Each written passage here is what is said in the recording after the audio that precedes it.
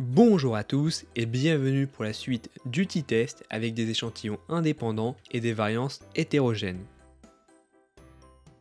Dans la vidéo précédente, vous avez vu le t-test avec des variances homogènes, c'est-à-dire quand les deux variances sont similaires. Mais que se passe-t-il si les deux variances sont hétérogènes, c'est-à-dire si elles sont différentes ? La formule du t-test n'est pas impactée, elle ne change pas. En revanche, celle du degré de liberté est, elle, modifiée. Pour parler du t-test avec des variances hétérogènes, nous allons prendre un cas pratique. Ce cas pratique peut être réalisé avec Python. Vous pouvez accéder au dataset ainsi qu'à sa résolution sur Kaggle. Le lien se trouve dans la description. Vous travaillez dans une entreprise de e-commerce. Le service marketing souhaite modifier la présentation du site internet dans le but d'augmenter les ventes. Malheureusement, le site ayant peu d'influence, il est difficile d'enregistrer le nombre de ventes. Pour remédier à ce problème, vous utilisez une variable de proxy pour remplacer la variable de vente, qui est trop compliquée à mesurer directement. Et c'est une approche assez courante avec les expériences AB. La variable de proxy que vous utilisez est la durée de visite d'un utilisateur sur une page, que ce soit la page de contrôle ou la page de traitement. L'idée derrière cette variable est qu'une personne qui reste plus longtemps sur une page est plus susceptible d'acheter un produit. Nous avons récolté les données et les données sont exprimées en centaines de secondes.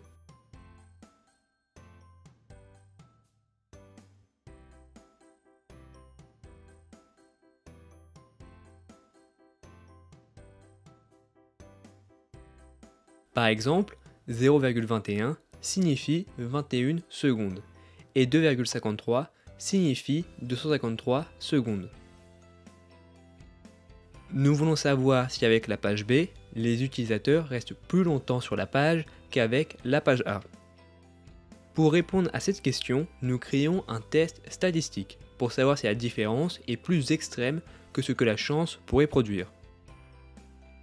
L'hypothèse nulle affirme qu'il n'y a aucune différence sur la durée d'un visiteur entre la page A et la page B. Les moyennes sont égales. On note H0, mu A est égal à mu B. Tandis que l'hypothèse alternative affirme qu'il y a une différence sur la durée des visiteurs entre la page A et la page B. Les moyennes sont différentes. On note H1, XA est différent de XB. Donc nous avons un test bilatéral. Nous devons déterminer un seuil alpha auquel le hasard n'explique pas la différence. Avec un seuil de 5%, nous rejetons l'hypothèse nulle si la probabilité d'observer une différence aussi grande ou plus est inférieure à 5%. Généralement, nous prenons un seuil à 5%, c'est le seuil standard. Alors la question que vous devez vous poser est quelle statistique utiliser ? Nous voulons mesurer la différence entre deux échantillons indépendants, donc nous utilisons le t-test. La formule pour calculer le t-test est la suivante. Pour calculer le t-test, nous avons besoin de la moyenne, de l'écart-type ainsi que la taille des échantillons. Calculons la moyenne et l'écart-type pour la page A et la page B. La moyenne pour la page A est de 1,26 avec un écart-type de 0,88. C'est-à-dire qu'en moyenne, un visiteur reste sur la page A pendant 126 secondes. La moyenne pour la page B est de 1,62 avec un écart-type de 1.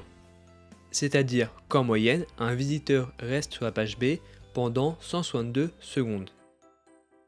Nous remarquons que les écarts-types sont différents.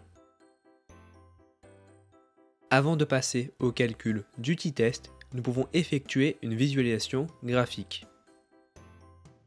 En utilisant une boîte à moustaches, nous pouvons observer la distribution de la durée des visites pour la page A et la page B. Nous remarquons que les visiteurs de la page B restent plus longtemps que les visiteurs de la page A. Que ce soit la médiane ou la moyenne, les deux mesures pour la page B sont supérieures à celles de la page A. Mais est-ce que cette différence est plus ce que le hasard pourrait produire? Pour répondre à cette question, nous calculons le t-test. Nous faisons 1,62 moins 1,26, ce qui nous fait 0,36. Donc la différence est de 36 secondes. L'erreur type de l'échantillon 1 est égale à 0,19, tandis que l'erreur type de l'échantillon 2 est égale à 0,26.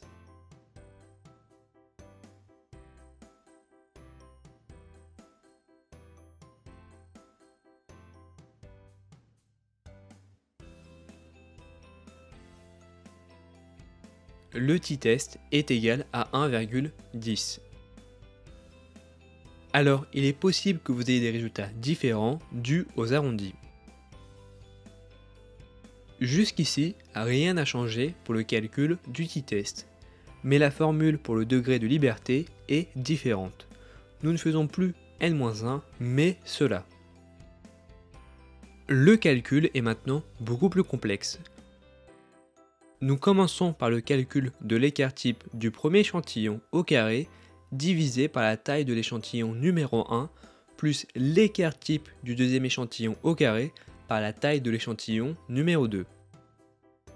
Par la suite, nous faisons la somme au carré que nous divisons par la somme de l'écart type du premier échantillon au carré divisé par la taille de l'échantillon numéro 1 divisé par la taille de l'échantillon numéro 1 moins 1. Et de l'écart type du deuxième échantillon au carré divisé par la taille de l'échantillon numéro 2 divisé par la taille de l'échantillon numéro 2 moins 1. Bon, je vous épargne ce calcul qui est très complexe, nous obtenons un degré de liberté égal à 27. Si nous utilisons la méthode avec les variances homogènes, c'est-à-dire avec n-1, nous avons un degré de liberté égal à 34. Alors, y a-t-il une grande différence entre les deux formules? Clairement, non. D'autant plus que plus la taille de l'échantillon augmente, plus la différence entre les degrés de liberté est inexistante. Donc, vous pouvez utiliser les deux méthodes sans trop vous soucier de la variance. Maintenant que nous avons notre t-test et notre degré de liberté, quelle est la limite pour rejeter l'hypothèse nulle? Notre test statistique est un test bilatéral, donc nous choisissons la table statistique en conséquence. Nous avons le t-test, la table statistique, le seuil de rejet de 0,05 et le degré de liberté égal à 27. La limite est de 2,052. Si nous obtenons un t-test supérieur à 2,052 ou inférieur à moins 2,052, la probabilité d'obtenir une différence aussi extrême ou plus, sachant l'hypothèse nulle, est inférieure à 5%. Dans notre cas, le t-test est égal à 1,10. Il est dans la zone d'acceptation. Donc, nous ne rejetons pas l'hypothèse nulle qui affirme qu'il n'y a aucune différence sur la durée d'un visiteur entre la page A et la page B. Les moyennes sont égales. En d'autres termes, choisir la page A ou la page B n'a aucun impact sur la durée des visiteurs sur le site. Alors, évidemment, il est toujours possible de réaliser une erreur de type 2. C'est-à-dire que la différence observée est réellement due au traitement. Mais nous ne pouvons pas l'observer car les échantillons sont trop petits. Peut-être qu'avec un échantillon plus grand, nous pourrions observer cette différence. Mais cela, nous ne pouvons pas le savoir sans le tester. Comme nous acceptons l'hypothèse nulle, il est inutile de calculer l'intervalle de confiance, car le test n'est pas significatif. Dans la prochaine vidéo, nous allons nous intéresser au t-test pour un échantillon dépendant.